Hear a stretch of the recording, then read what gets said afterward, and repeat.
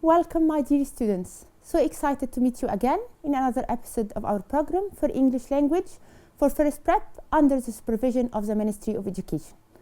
أهلا بكم أعزائي الطلبة في حلقة جديدة من حلقات برنامجنا للصف الأول الإعدادي للغة الإنجليزية تحت رعاية وإشراف وزارة التربية والتعليم. As you know, we have covered the first part of Unit 10. Welcome to my home. And in the first part, we have talked about how homes were in the past and how they will be in the future. تمام؟ يعني احنا اتكلمنا في الجزء الأول على فكرة ازاي المنازل كانت in the ancient era أو في العصور القديمة وازاي هتبقى في المستقبل. تمام؟ And we described materials or we described products made of different types of materials زي الجلاس, زي الwood, الcloth, etc. Let's complete Unit 10 and let's start and let's see what we are having today.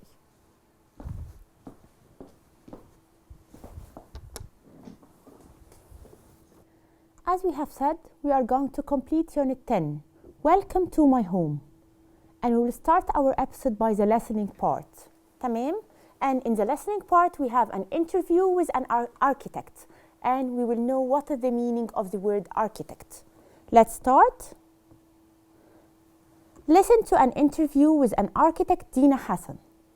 An architect is a person who designs buildings. يعني الاركيتكت هو المهندس المعماري أو الشخص المسؤول عن تصميم المباني. أوكي؟ architect.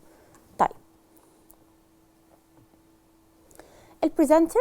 Hello, welcome to our podcast. The podcast is a radio program posted or placed on the internet to be available to anyone to be heard or to be listened to. تمام؟ البودكاست هي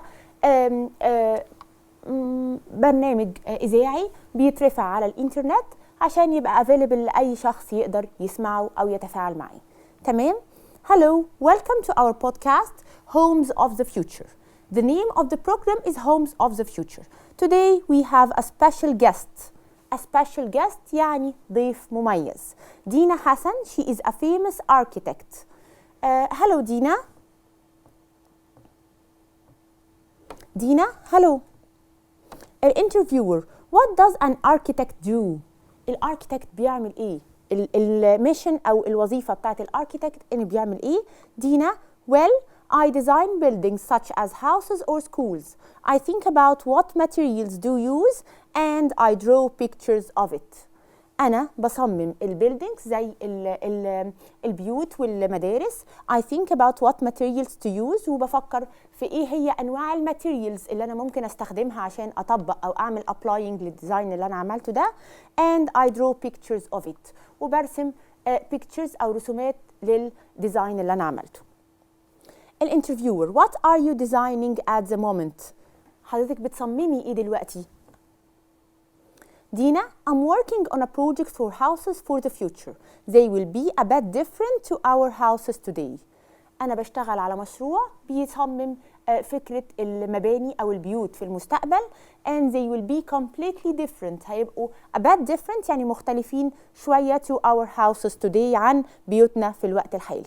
الانترفيور, in what ways will they be different? في أي طريقة أو بأي شكل هيبقوا مختلفين عن البيوت بتاعتنا حالياً؟ هترد دينا هتقول له well, I think we will need more gardens in the future but there won't be much space so the garden will be on the roof. يبقى دي first difference إن هما they start to put the garden on the roof of the house. الروف اللي هو التوب أو upper floor of the house يعني الجزء العلوي من البيت أو السطوح. الانترفيور, a garden on the roof, great. Dina, and I think people will all use electric cars in the future. So there will be chargers for electric cars next to the house. وأعتقد إن الناس في المستقبل هيستخدموا الإلكتريك cars. الإلكتريك cars اللي هي cars could be charged or could be worked by electricity. بتشتغل بالإلكتريسيتي مش بالفيول أو بالغاز. So they will design some chargers in the next to the houses. طبعا هيبقى فيه لازم مكان لشحن العربيات دي. الانترفيور: How will people get their electricity؟ طب وازاي الناس هيقدروا يحصلوا على هذا الكم من الالكتريسيتي الكبيرة؟ احنا لو هنشغل العربيات we need a huge amount of electricity. By Dina, there will be lots of solar panels and wind turbines. They will make the electricity. هيبقى عندنا solar panels. احنا قلنا السولار panels اللي هي البطاريات الشمسية. Flat sheets of glass can absorb sun rays، بيمتص أشعة الشمس and convert it to electricity، وبيحولها لإلكتريستي أو كهرباء. الwind turbines دي great devices أو great huge fans can convert the wind أو can convert the wind energy، طاقة الرياح، to electricity، برضو بتحولها لكهرباء. الانترفيور: Great, what else will be different in 2050? Dina: Well, I think there will be robots to do all the housework. And I think it's a very good news to us that robots can make the house chores أو الواجبات المنزلية. Fantastic. Will people use drones? Will people use drones؟ هل الناس هيستخدموا الدرونز؟ والدرون هي an aircraft أو طائرة without a pilot controlled by someone on the ground، بتتحرك عن طريق شخص موجود على الأرض with the remote control. تمام؟ الدرون. دينا: Yes, I think drones will bring food and parcels to the house. أيوة، أعتقد إن الدرونز دي هتنقل لنا الفود والparcels. What's the meaning of the word parcels؟ الطرود. An object or something wrapped in a paper، مغلف بpaper، could be delivered to someone، عشان يتسلم أو to be sent to someone، بيتسلم لشخص معين. طرد. الانترفيور: What materials will the house be made of؟ طيب، what are the materials in which we can use in building houses in the future؟ دينا هتقول: Okay, we will use plastic bricks that are very strong. We will also use a lot of glass and metal. Look, here is a picture of what it will look like. يبقى الماتيريالز اللي ممكن تستخدم البلاستيك بريكس، واحنا قلنا البريكس هي الunits of solid substance which we can use to build walls or to build buildings، عشان نبني بيها. البريكس اللي هي الطوب اللي بنستخدمه في البناء. الانترفيور: Oh, it's beautiful. Thank you very much, Dina, for talking to us. I think I like living in this house. أعتقد إن أنا هحب فكرة جدا إني أسكن في بيت زي ده. Got it? Okay, let's answer بقى. Listen to an interview with an architect, Dina Hassan. Which 3 sentences does Dina say about her house of the future؟ إيه ال 3 sentences أو ال 3 information اللي دينا قالتهم لنا، ال 3 pieces of information اللي دينا قالتهم لنا during this interview؟ The garden will be on the roof. People will all use electric cars. There will be a swimming pool. There will be lots of solar panels. ولا it will be made of wood. إيه 3 sentences؟ Excellent. We have number 1, the garden will be on the roof. احنا قلنا ان الحدائق هتبقى موجودة على السطح بتاع المنازل. People will all use electric cars. أيوة، كل الناس هيستخدموا electric cars، عشان كده لازم يكون في chargers next to the houses. There will be a swimming pool, not mentioned، ما اتقالش. And there will be lots of solar panels. بالظبط كده. أيوة طبعا هيبقى في a lot of solar panels to be able to have electricity، عشان يبقى عندنا الكهرباء. طيب، answer these questions. What does an architect do؟ احنا قلنا what is the mission of the architect or what is the job؟ ايه الوظيفة بتاعته؟ Excellent. To design. Excellent. An architect design buildings، هو اللي بيصمم المباني. Why does Dina put the garden on the roof؟ ليه دينا حطت الجاردن على الروف؟ تمام. Because there is there won't be much space. مش هيبقى فيه مكان كافي لأن يكون فيه gardens next to the house. How does Dina think people will get their electricity? ازاي دينا شايفه ان الناس ممكن يقدروا يحصلوا على الالكتريستي؟ عندنا حاجتين excellent. they will get it from solar panels البطاريات الشمسيه او الwind turbines اللي هي مولدات الكهرباء او من الرياح. What materials will the house be made of? What are the different materials which I can use to build house in the future؟ احنا قلنا عندنا excellent glass, metal and the plastic bricks. Okay. طيب. Now we are going to go to the language part. In this unit we are talking about future. And if I want to describe something will happen in the future, I have to use future will. لازم أستخدم future will. And to be able to illustrate it more or to explain it more, let's go to the whiteboard. Let's go.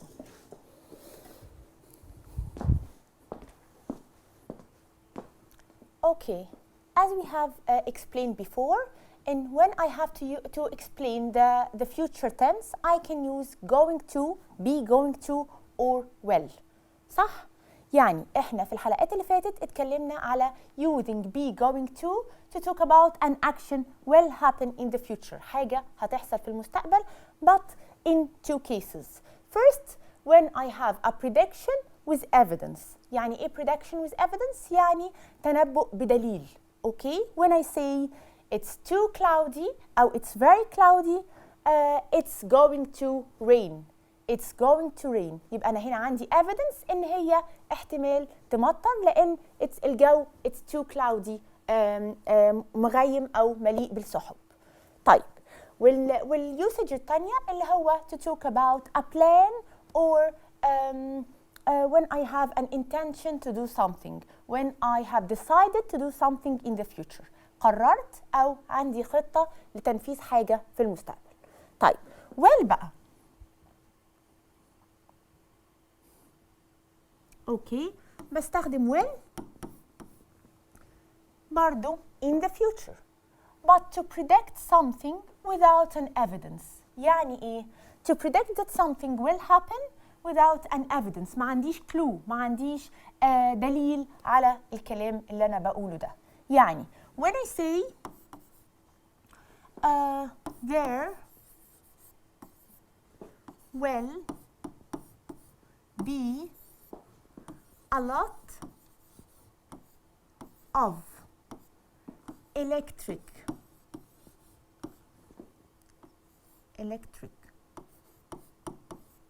cars in the future. In the future. تمام؟ أنا هنا بتنبأ. I predict. أنا بتوقع إن في المستقبل هيبقى فيه a lot of electric cars. تمام؟ طيب هل أنا عندي دليل على ده؟ لا. I don't have an evidence. يبقى I'll use will. هستخدم will مش هستخدم going to. تمام؟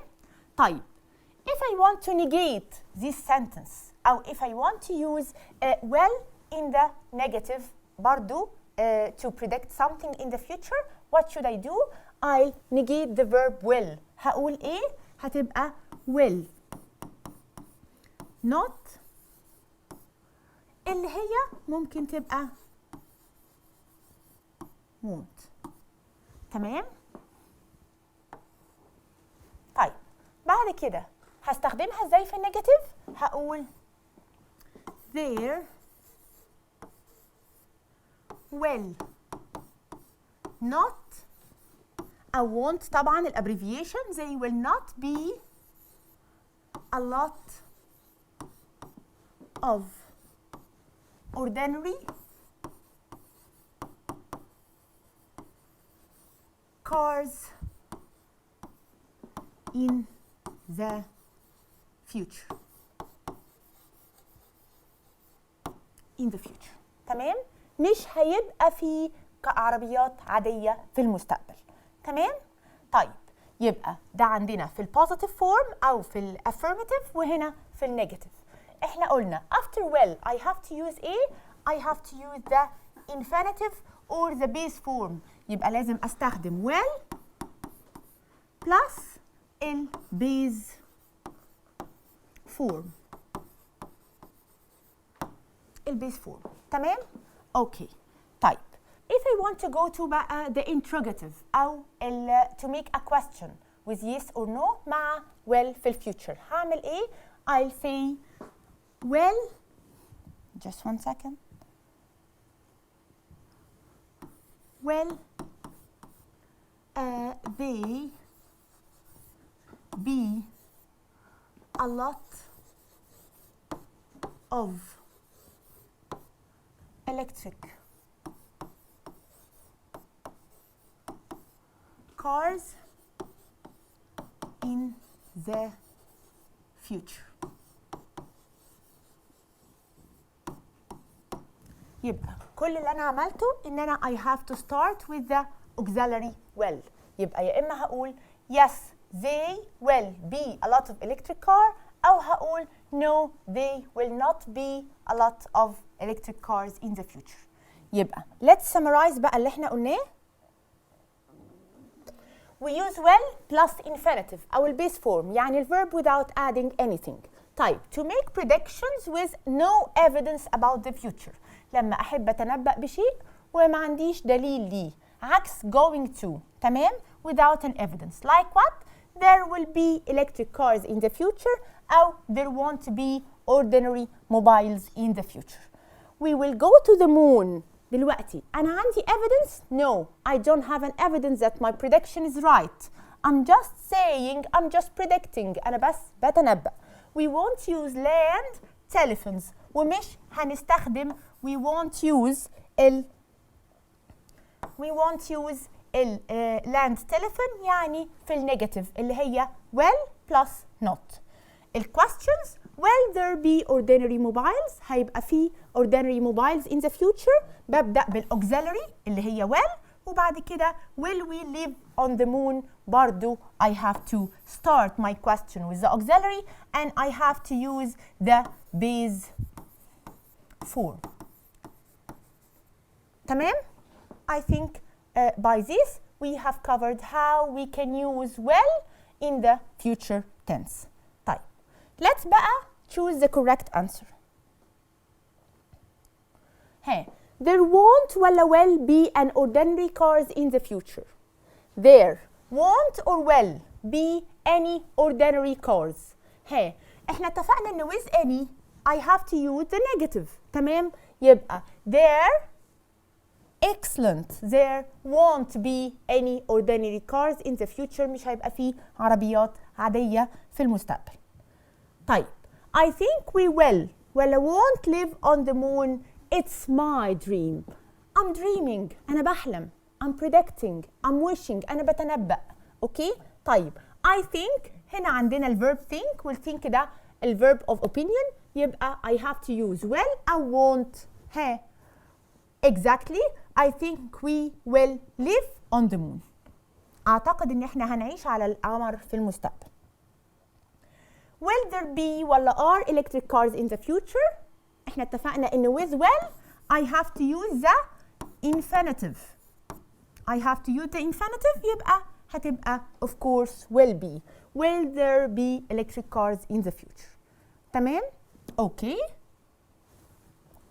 Read and circle the correct word. Let's read together. Holidays on the moon. In 2080, you will ولا won't go to the beach for your holiday. You will go or goes to the moon. There will or won't be rockets that leave Earth every day and the journey will take or took only 12 hours. They will or won't be very fast. Let's check together. In 2080 أنا I'm talking in the future. You will or want to go to the beach for your holiday?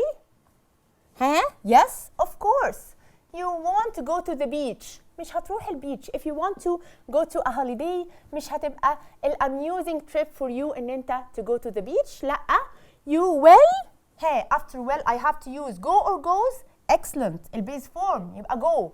You will go to the moon. amusing holiday بالنسبة لك هتبقى to go to the moon not to the beach. There will or won't be rockets.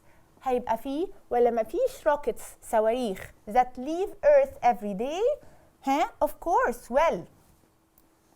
And the journey will take or took only 12 hours.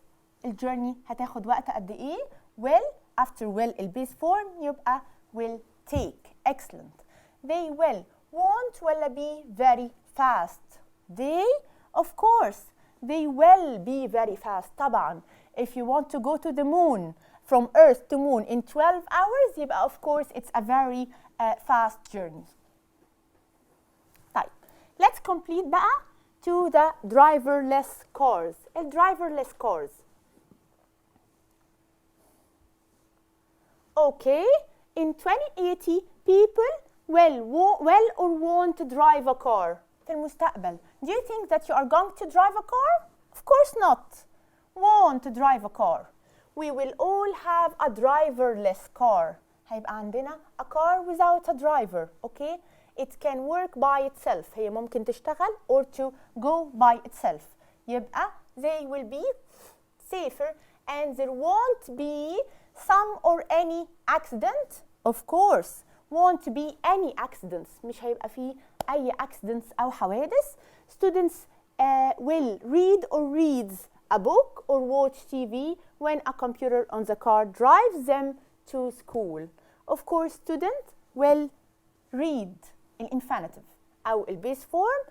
Students will read هيقروا أو يتمتعوا بكتاب أو يتفرجوا على التلفزيون when a computer on the car drives them to the school. الكمبيوتر المسؤول في العربية هو اللي هيوصلهم للمدرسة. Got it? Okay.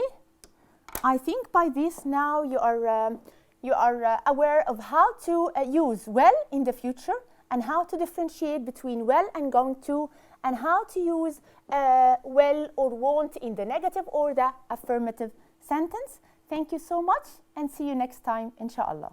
Bye.